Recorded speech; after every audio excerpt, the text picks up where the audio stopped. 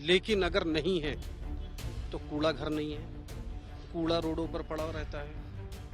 अब कूड़ा जितना निकलता है उतना जा नहीं पाता। पिछले 15 साल से दिल्ली में बीजेपी की सरकार है। आप बताइए, जगह जगह दिल्ली में कूड़े के ढेर लगे हुए हैं। बीजेपी ने जगह जगह कूड़े के ढेर लगा दिए, सारे में भ्रष्टाचार फैला दिया है। तो इस इलाके में सबसे बड़ी मार्केट है बटलाउद, जो लाजपत नगर से बड़ी मार्केट है इस टाइम, लेकिन वहाँ पे एक भी पब्लिक टॉयलेट नहीं है, जहाँ औरतें 3-3, 4-4 घंटे मार्केट में जाती है। तो कम से कम औरतों के समाधान के लिए तो कोई चीज होनी चाहिए। नमस्कार, मैं हूं अमित भारद्वाज और आप देख रहे हैं दिल्ली तक। दिल्ली तक की खास पेशकश एमसीडी चुनाव से जुड़ी हुई चौपाल। दिल्ली में और देश में आमतौर पे जो वोटर्स होते हैं वो 3 बार वोट डालते हैं। दिल्ली के वोटर्स की बात कर लें तो लोकसभा चुनाव में उनका पहला वोट पड़ता है, जिसमें वो सांसद चुनते हैं। और कहीं ना कहीं वोटर्स के मन में ये भी बात होती है कि केंद्र में सरकार किसकी बनेगी। बड़ी बातों पे चुनाव होता है, बड़े मुद्दों पे बहस होती है। उसके बाद दूसरा वोट आता है विधायक चुनने का, जिससे सरकार बनती है राज्य में। फिर राज्य के मुद्दों पे चुनाव होता है, लोग लोकल विधायकों के मेरिट डिमेरिट भी देखते हैं और लोकल इश्यूज को भी देखते हैं। लेकिन तीसरा चुनाव जो हर आदमी से जुड़ा होता है, क्योंकि बड़े मुद्दे नहीं, उसमें मुद्दे क्या है, सड़कों का मुद्दा है, नाले का मुद्दा है, डिस्पेंसरीज का मुद्दा है, वॉशरूम्स टॉयलेट्स का मुद्दा है, यानी कि एमसीडी का चुनाव, म्युनिसिपल कॉर्पोरेशंस का चुनाव, निकाय का चुनाव। और दिल्ली की एमसीडी देश में बहुत फेमस है। 3 एमसीडीज हैं दिल्ली में, साउथ, नॉर्थ और ईस्ट। इन तीनों एमसीडीज की कहानी अलग अलग है, तमाम तरह के दावे। और पिछले कुछ सालों में आम आदमी पार्टी, कांग्रेस और बीजेपी के बीच में जबरदस्त लड़ाई चलती है, मुद्दों को लेके, इश्यूज को लेके एक दूसरे पे आरोप प्रत्यारोप का दौर चलता है। लेकिन आज हम लोग जनता के बीच में हैं। ये जनता की अदालत है, जहां पे पिछले 5 सालों में क्या कुछ काम हुआ है, जो वादे किए गए थे उसमें कितना खरा उतरा है, एमसीडी में जो लोग जीत के गए, जिनकी सरकार है, उन लोगों का क्या परफॉर्मेंस रहा है, उस पर बात करेंगे और समझेंगे कि इनके लिए मुद्दे क्या हैं। सबसे पहले हम महिलाओं से शुरू करेंगे। आप बताइए कि जो आज से 5 साल पहले 2017 में जब चुनाव हुए थे तो किन मुद्दों पे वो चुनाव लड़ा गया था, और क्या लगता है कि जो पार्टी या जो आपका लोकल काउंसलर है जीत के गया, उन्होंने उसके साथ जस्टिस किया, उस पर डिलीवर किया प्रॉमिस पे? अपना नाम भी बताइएगा साथ में। मेरा नाम सकीना परवीन है और मैं एक सोशल वर्कर हूँ। जैसे एरिया की यहाँ की जो प्रॉब्लम थी उसका समाधान बहुत सारी चीज़ों को लेकर हुआ गया है। जैसे कि हमारे यहाँ पर एमसीडी स्कूल कहते हैं कि दिल्ली सरकार ने जितने भी स्कूल हैं बड़े बड़े स्कूलों को अच्छा किया। यहाँ एमसीडी स्कूल भी हमारे वार्ड में अच्छे देखे जा सकते हैं, चाहे उसका आप विजिट भी कर सकते हैं। और यहाँ पर प्रॉब्लम बहुत सारी है, जैसे कि पब्लिक टॉयलेट वगैरह को लेकर भी है कि यहाँ पब्लिक टॉयलेट एक भी नहीं है। और पहले जो काउंसलर है चूँकि उनके मुताबिक यहाँ एरिया की साफ सफाई में भी काफ़ी बदलाव है।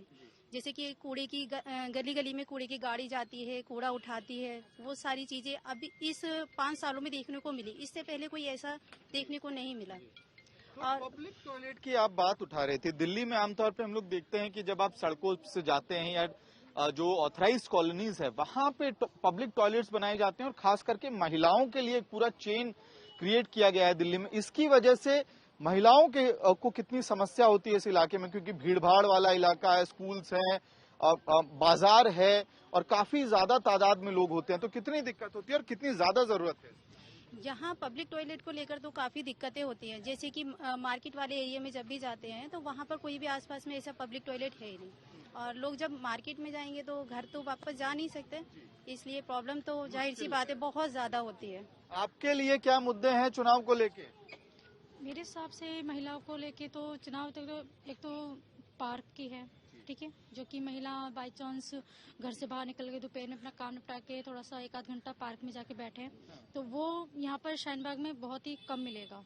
ठीक है, तो एक्सरसाइज का भी मौका नहीं है, टहलने का भी मौका नहीं है, पार्क है नहीं यहाँ पे? यहाँ पर फिलहाल नहीं है, शाहीनबाग में फिलहाल नहीं है। ओखला में क्या वजह लगती है आपको? ये जो इलाका है ये थोड़ा पार्क नुमा बनाया गया है, ये पार्क है? गया है, वो आप देख सकते हैं कि पहले यहाँ पर नाला था तो नाले को पट्टा के यहाँ पर थोड़ा सा बनाया गया। ये भी यहाँ पर वाजिद भाई ने ही बनवाया है, अमनतुल्लाह आम पार्टी ने नहीं बनाया है।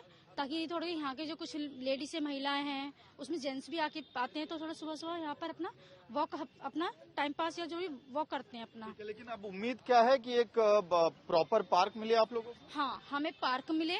और दूसरी चीज ये है कि यहाँ पर जैसे कि अभी बात हुई थी वॉशरूम को लेके, वो वॉशरूम का हम ज्यादा नहीं लेंगे, वो तो नॉर्मल चीज है, मतलब वो तो हर जगह जाएंगे तो हर जगह ही दिक्कत होगी। उम्मीद तो रख ही सकते हैं। उम्मीद रख सकते हैं, हम उम्मीद रखी जाएगी, वो तो मेल फीमेल दोनों के लिए ही है, जायज बनती, दोनों के लिए। मैं एक के लिए नहीं बोलूंगी, मैं दोनों के लिए ही बोलूंगी। तो ये दो अहम मुद्दे उठाए थे। मैं अपने वीडियो सहयोगी को भी रिक्वेस्ट करूंगा कि एक बार आपको वो थोड़ा इस पार्क के हालात भी दिखा दे।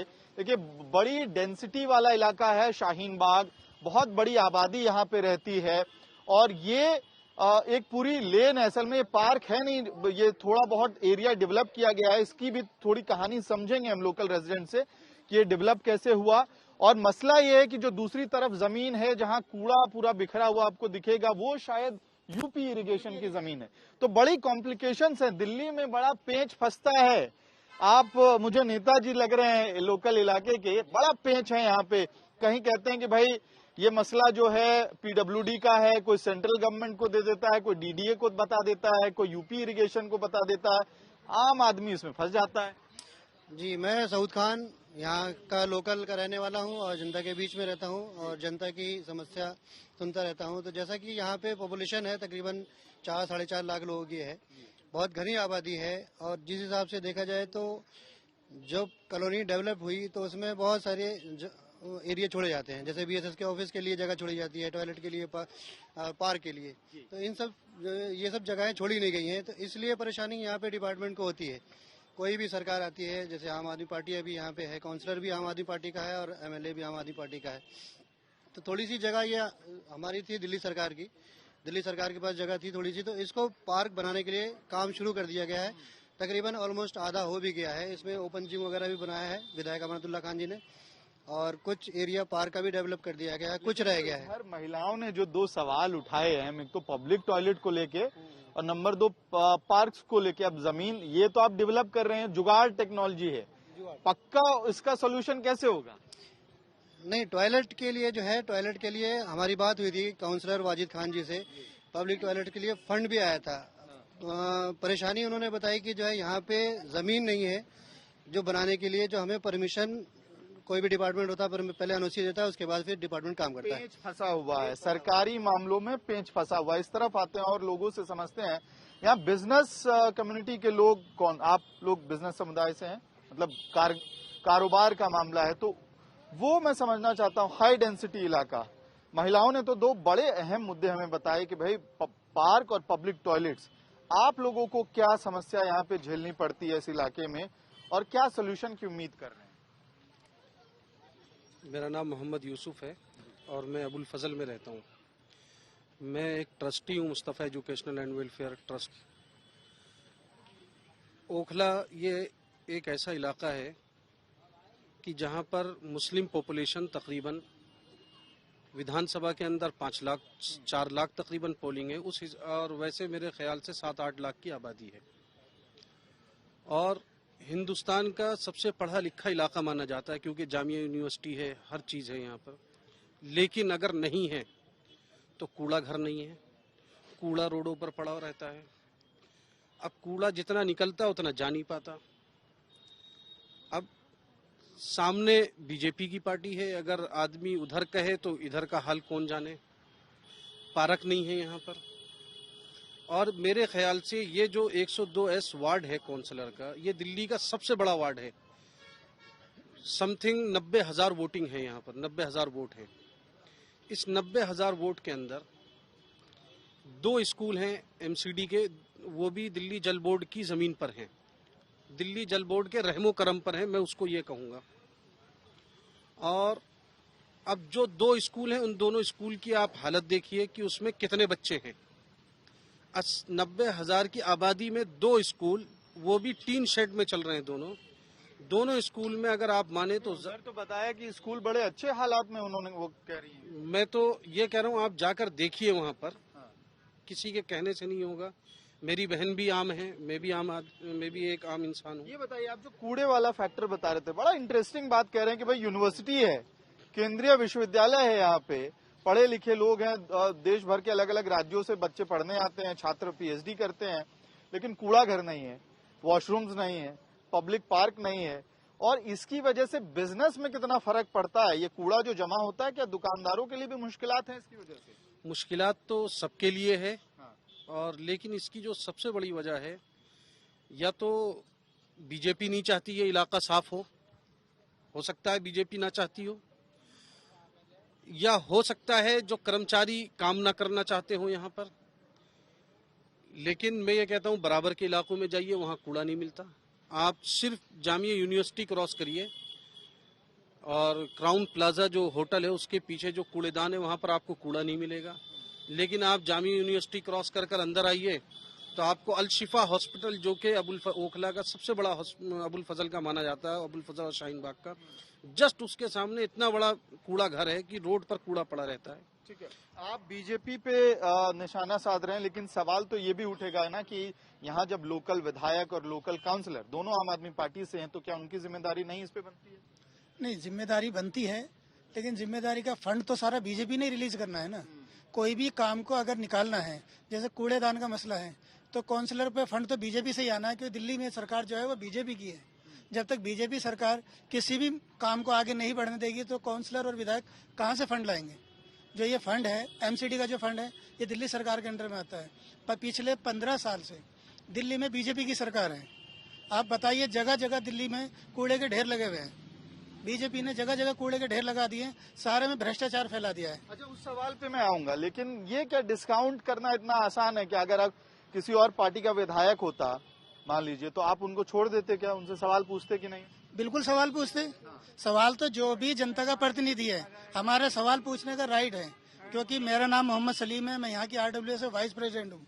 हमारा सवाल पूछने का राइट है, जिसे भी हम तो जिम्मेदारी और ज्यादा हो जाती है कि लोकल रेजिडेंट्स के लिए कुछ सवाल, जरूरी सवाल पूछे। बिल्कुल यही है, क्योंकि हमें इस एरिया में, इतना बड़ा मुस्लिम क्षेत्र एरिया है ये, इसमें कोई कूड़ेदान नहीं, कोई सरकारी हॉस्पिटल नहीं और कोई बड़ा स्कूल नहीं। अब आप भाई ने बात कही है कि 70 से 90 हजार की आबादी है, उसमें 2 स्कूल कैसे प्रॉपर काम कर पाएंगे? आप ये बताइए। इतना लोड है स्कूलों में कि बच्चे हो नहीं पा रहे हैं, उस वजह से पढ़ाई नहीं हो पा रही है प्रॉपर वहाँ। तो ये बड़े मसले हैं। और सफाई का बड़ा मसला है कि कितनी गाड़ी हमारे एरिया को दी जाती है, कितनी गाड़ी काउंसलर को दी जाती है। जगह जगह कूड़े के ढेर लगे रहते हैं। हम काउंसलर से बात करते हैं, वो कहते हैं जी मेरे पास इतनी गाड़ी आती है, उससे ज्यादा यहाँ कूड़ा है। एक सवाल मेरे मन में इस कूड़े वाले पूरे मामले को लेके आ रहा है, और कूड़े की राजनीति बड़ी इंपॉर्टेंट है। जब एमसीडी का चुनाव होता है तो कूड़े की राजनीति बहुत अहम बन जाती है, और ये आवाज आपको दिल्ली के हाई कोर्ट तक भी सुनाई देता है और लगातार साल भर सुनाई देता है। यहाँ कोई ऐसे व्यक्ति हैं जिनके खान पान की दुकान है इस इलाके में?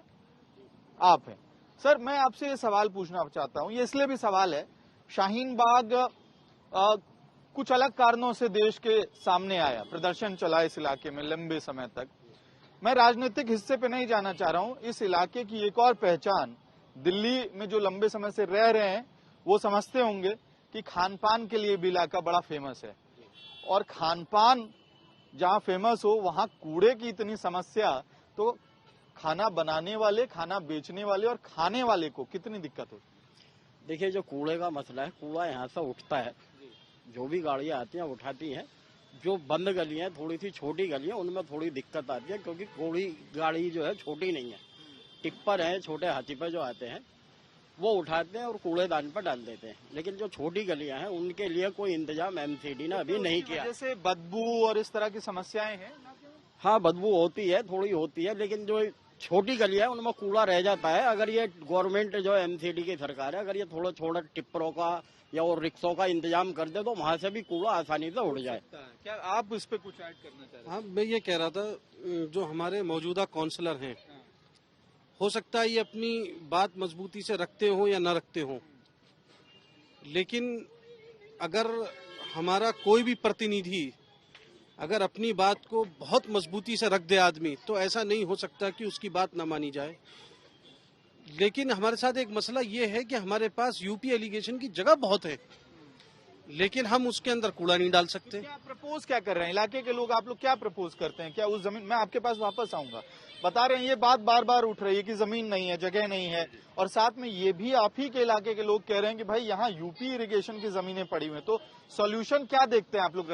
जिस पार्क में आप खड़े हैं ये एक नाला बहता था, ये एक ओपन नाला था, और मैं आरडब्ल्यू का जनरल सेक्रेटरी रहा हूँ, मेरी सेक्रेटरीशिप में ये नाला बना, ये कवर हुआ और ये सड़क चौड़ी हुई। उसके बाद हमारे विधायक जी ने इसको जो है, पार्क नहीं था इलाके के लिए, एक पार्क दिया। पार्क की हालत आपने देखी थी। नाले पे पार्क है जी बिल्कुल, बेसिकली नाला है, ये जल इरिगेशन का नाला था, ओपन नाला था।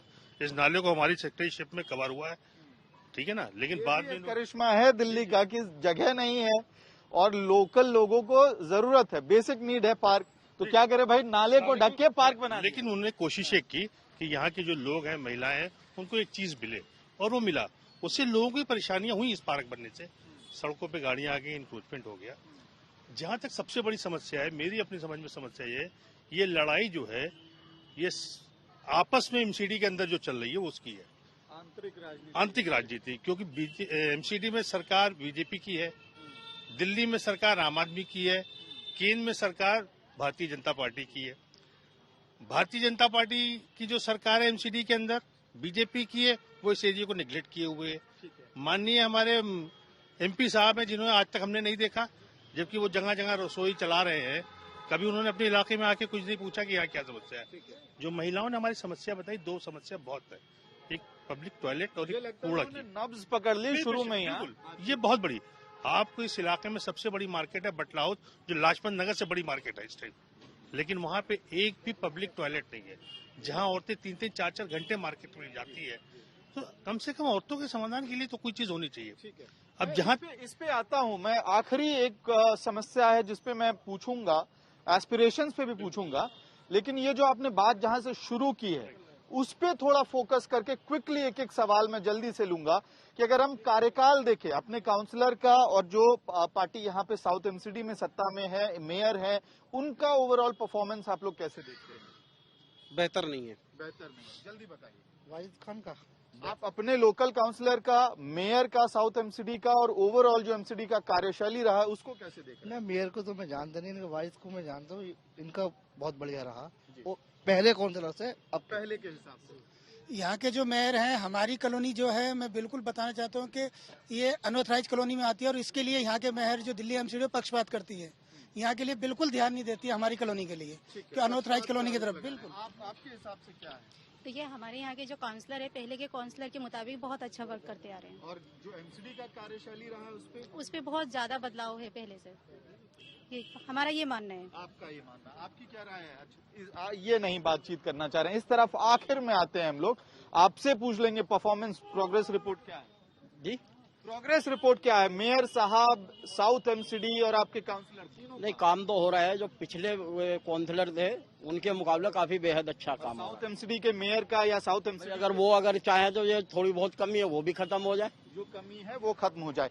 आखिर में जो दो चीजें अहम बचती हैं कि जो लगातार खींचातानी होती रही, आम आदमी पार्टी की सरकार कहती है कि भाई एमसीडी बीजेपी के अंदर है, वहां काम नहीं हो रहा, बीजेपी कहती है फंड नहीं मिल रहा, इससे आप लोगों का कितना नुकसान होता है? ये तो दोनों मिले जुले हैं, और एक दूसरे के ऊपर तोहमत लगाता है, दूसरा दूसरे के ऊपर लगाकर अपने आप को पल्ला झाड़ लेते हैं दोनों। अगर काम करने वाले होते, चाहे बीजेपी होती चाहे आम आदमी होती, अगर किसी का भी विकास मजहब से ऊपर उठकर करना चाहती, तो सबसे पहले वो ये नहीं देखते, वो ये देखते कि हमारा कौन सा ऐसा इलाका है जहाँ पर काम नहीं हो रहा है, वहाँ पर काम होता, चाहे वो कितना नुकसान हो रहा है इस बार? नुकसान तो इसमें जनता का हो रहा है, क्योंकि दो सरकारों के बीच में जनता पिस रही है। कहीं पे जमीन जो है यूपी की है और लोग रह रहे हैं दिल्ली में, तो समस्या ये आती है कि कोई भी डेवलपमेंट करने के लिए जमीन नहीं है। नुकसान लोगों का हो रहा है। आपकी क्या राय है? ऑब्वियसली नुकसान लोगों का ही है, क्योंकि अगर आपस में नहीं रहेगा तो नुकसान लोगों का भी है। नुकसान लोगों का। आखिरी सवाल इसलिए है, हाँ जी, आखिरी सवाल, पार्किंग, बाजार है, स्टूडेंट्स का इलाका है, जमीन नहीं है, इसकी वजह से पार्किंग का कितना बड़ा प्रॉब्लम है यहाँ पे? क्या वो बहुत बड़ा इशू है लोकल रेजिडेंट्स के लिए? इशू तो है, मगर यहाँ विडम्बना यह है इस वार्ड की या शाहीन बाग या ओखला विधानसभा की कि यहाँ इसके चारों तरफ जो जमीनें हैं वो उत्तर प्रदेश की है, जमीन है ही नहीं। हाँ, ना एमसीडी की जमीन है, न फ्लैट की है, न किसी और की है, सब यूपी एलिगेशन की है। और वो यूपी वाले जमीन देते नहीं है, ना टॉयलेट के लिए देते हैं, ना कूड़े घर बनाने के लिए देते हैं, ना किसी चीज के लिए देते हैं। बल्कि मांग क्या है? ये जो 2 रोड है यहाँ के, एक ये मेन रोड और एक 9 नंबर वाला रोड, ये भी यूपी एलिगेशन का है। उनके बगैर परमिशन के इसे भी नहीं बना सकते। ठीक है, आपने प्रॉब्लम गिना दिया। इस तरफ मैं आखिर में समझता हूँ, पार्किंग क्या एक बड़ी समस्या है यहाँ? बहुत बड़ी समस्या है पार्किंग की सर। जगह जगह गाड़ी रोड पे ही खड़ी करनी पड़ती है। कोई दिल्ली गवर्नमेंट की तरफ से कोई भी पार्किंग का इशू नहीं है, पार्किंग जगह नहीं है। ठीक है, आखिर में एक एक लाइन आप सभी से मैं लूंगा कि आपके हिसाब से टॉप प्रायोरिटी इस बार चुनाव, क्योंकि अब अप्रैल में इस साल हो जाने हैं, एमसीडी में फिर से एक बड़ी जंग होगी, south MCD, north MCD, east MCD. इसमें सबसे अहम, सबसे प्रायोरिटी में जो भी आपका काउंसलर हो, जो पार्टी सत्ता में आए, उसको किस एक प्रॉब्लम को सॉल्व करना चाहिए? जल्दी से बताएं। कूड़े की समस्या सबसे बड़ी समस्या। कूड़े की समस्या है, दोनों सरकारों को मिलकर जो है जनता की परेशानी को दूर करना चाहिए। कूड़ेदान बनने चाहिए, कूड़ेदान बनना चाहिए। कूड़े की और AIMIM आनी चाहिए। अच्छा, इन्होंने अपनी पार्टी भी बता दी, लेकिन आप देखने वाले समझदारी से देखें। पानी का भी बहुत बड़ा मसला है, पानी का मसला है, पीने का पानी दिल्ली सरकार के अंदर आएगा। जी बिल्कुल, पानी का सबसे बड़ा मसला है। यहाँ पर वादे करे जाते हैं इलेक्शन में, सॉल्व नहीं हो रहा है। सॉल्व नहीं हुआ अभी। आप बताएं। कूड़े का बहुत बड़ा मसला है। बिल्कुल सर, कूड़े का ही यहाँ पर मसला है और कूड़ेदान जरूर बनना चाहिए। तो इस बातचीत को हम लोग यहीं निपटाते हैं। ये चौपाल बड़े ही इंटरेस्टिंग मोमेंट पे शुरू हुआ, पार्क और पब्लिक टॉयलेट, और आखिर में लोगों से जब ये पूछा जा रहा है कि भाई प्रायोरिटी क्या है, किस समस्या का समाधान किया जाए, तो जवाब क्या मिलता है? कूड़े की समस्या। यानी कि जो शाहीन बाग में रहने वाले लोग हैं वो एक ही बात की उम्मीद कर रहे हैं कि एमसीडी चुनाव इस बार जब हो, जो भी काउंसलर जीते, जिस भी पार्टी की सत्ता साउथ एमसीडी में आए, ये चाहते हैं कि इनके लिए टॉप प्रायोरिटी पे कूड़े की समस्या पहले सॉल्व कर दी जाए, कूड़ादान बना दिया जाए, और साथ ही शुरुआत में जो बात हुई थी पब्लिक टॉयलेट्स और पब्लिक पार्क। इस बातचीत को, इस चौपाल को, एमसीडी चौपाल को यहीं खत्म करते हैं। आप दिल्ली तक से जुड़े हुए रहिए। बेसिक्स आपको पता है, आप ये वीडियो दिल्ली तक के यूट्यूब चैनल पे देख रहे हैं। लगातार ऐसे वीडियोस और इश्यूज, चुनाव से जुड़े हुए मुद्दों को देखने के लिए सब्सक्राइब करें हमारे चैनल को, बेल आइकन को दबाएं। इस वीडियो को देखने के लिए बहुत बहुत धन्यवाद। मेरे साथ वकार थे, वीडियो जर्नलिस्ट, इस वीडियो में हमारा साथ दे रहे थे। धन्यवाद।